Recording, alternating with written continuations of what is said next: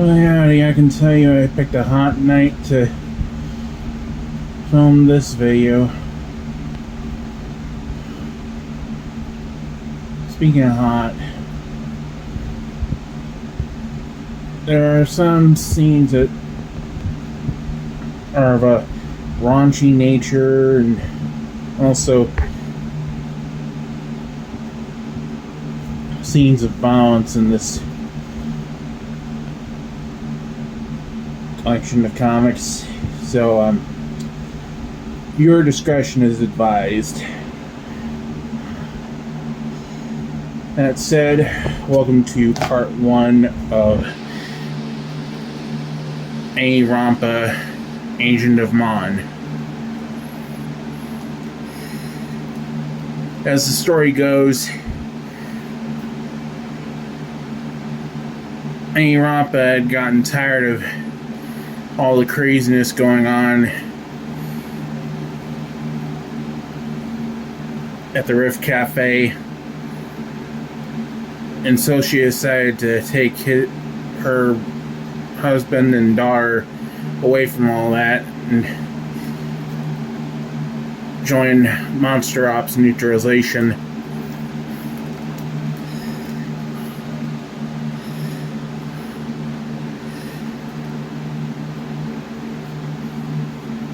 And so we begin with the three arriving at Monster Ops headquarters. And they're greeted by Sleep Rock.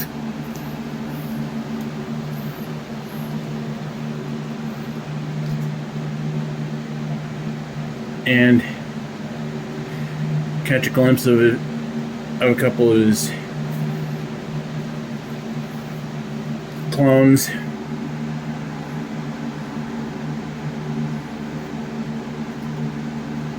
Of course, later that day, Natsumi from Sergeant Frog arrives, and she wants to join Monster Ops as well. This would spark a kind of a rivalry between her and Ani-Ronpa.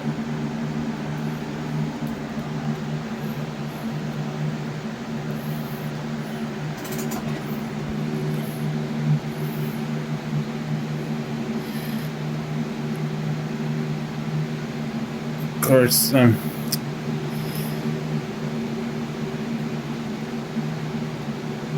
it doesn't seem to matter to one of Sleep Rock's clones, Mutsumi Rock, but it does matter to Ani-Ronpa, and despite Shocker's efforts to keep the situation calm,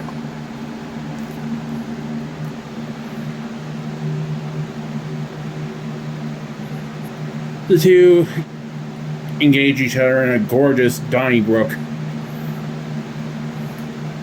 Meanwhile,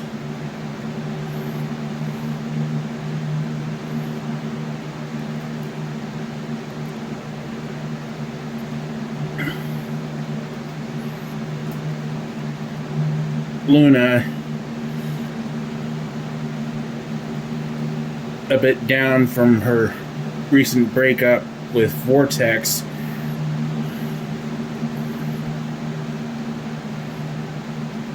is drowning her sorrows in Cherry Garcia and other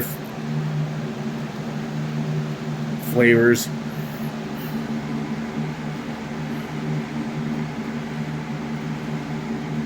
Finally, the catfight is stopped by Miss Smith, who calls everyone to attention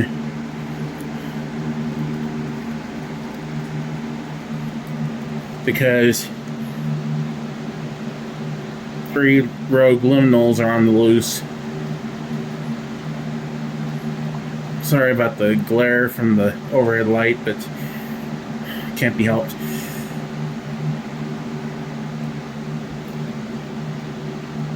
These three, called the Honeycomb Trio, a bee girl, a bear girl, and a honey slime, are wreaking havoc in the sea.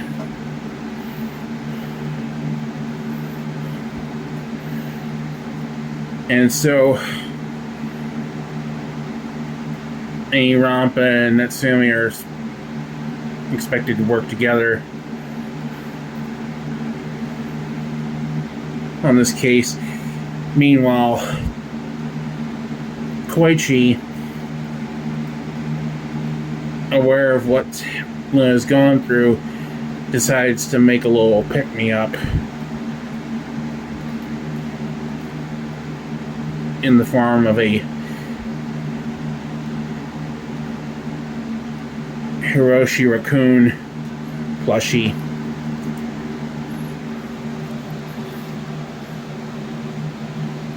Sure enough, it works.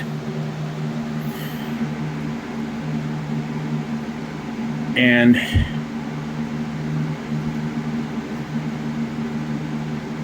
Ryuichi's over for it.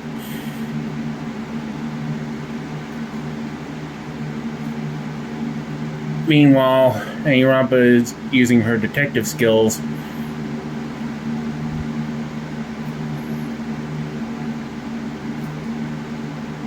to investigate a few killings at a local bank.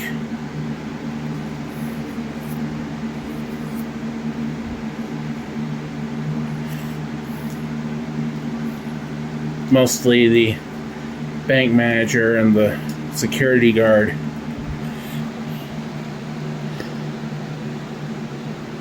At that moment, they're alerted to more chaos at the local arcade. And so Ani-Ronpa calls in some backup from Carmelita Fox.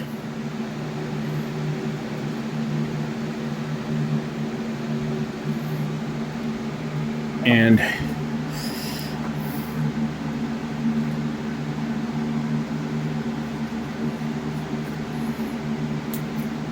after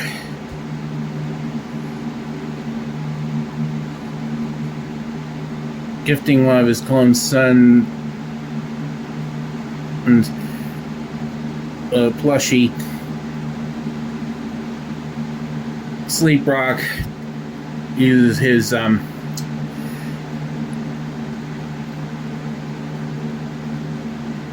driver belt and gadget to transform into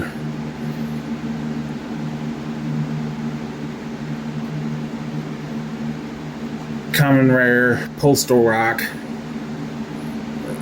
or common rare postal Cooper, whatever. And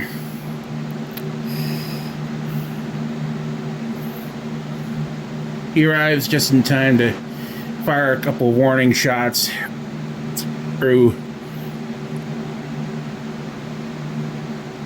one of the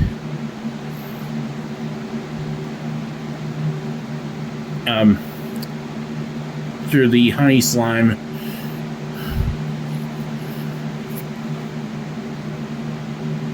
And that gives Ani-Ronpa enough time to produce her own henshin belt.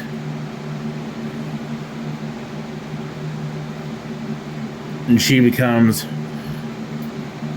common rare Reynard Wings.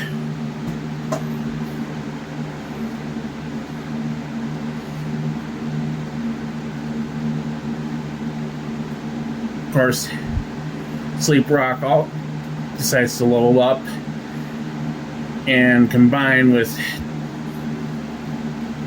common rare Reynard Wings to become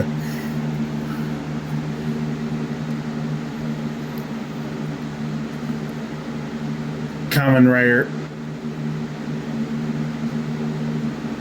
or Postal Cooper XLR.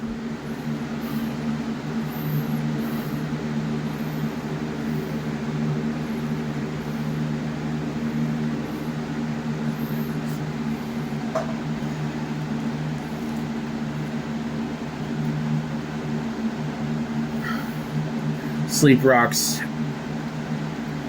raccoon companion, Sleep Warrior, watches all this from home base via the TV.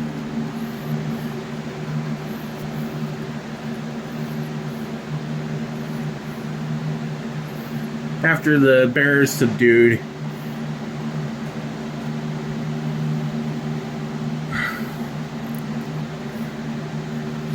Carmelia zaps the two remaining perpetrators,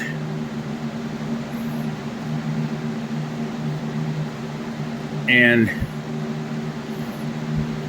shortly after the three are put in maximum security.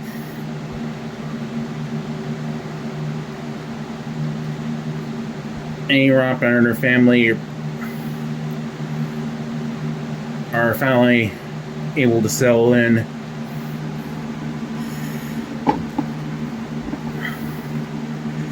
This leads into the next chapter, where the three go sleepwalking to a dragon's cave.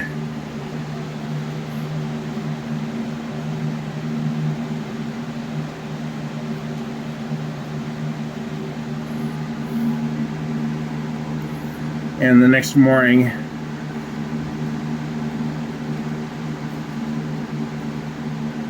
as Koichi is on her way to school, she meets and falls in love with Daikimoto.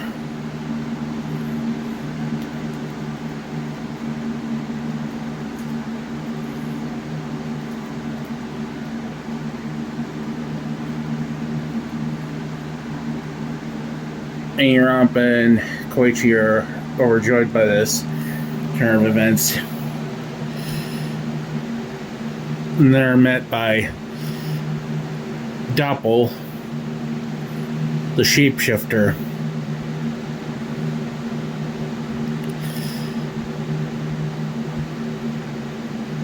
Koichi then meets with Daikimoto at the Wacky Burger after school.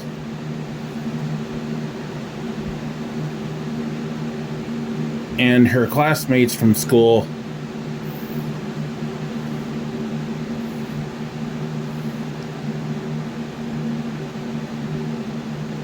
Sandy Main and Sally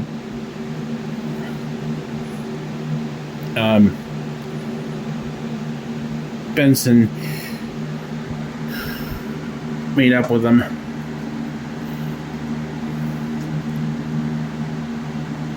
Of course, they don't know that they're being watched by a pair of unscrupulous eyes.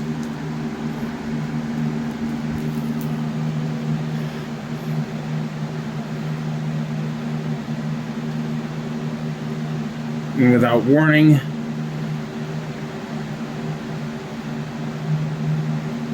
Daikimoto and Koichi are grabbed by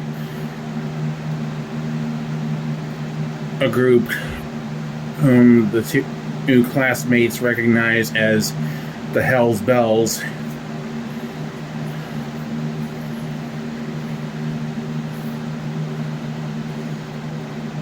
Koichi only has long enough to send a code message to her parents,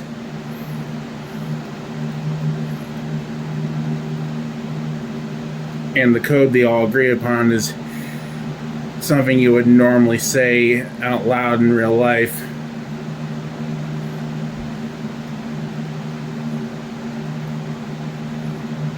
And here we must end part 1.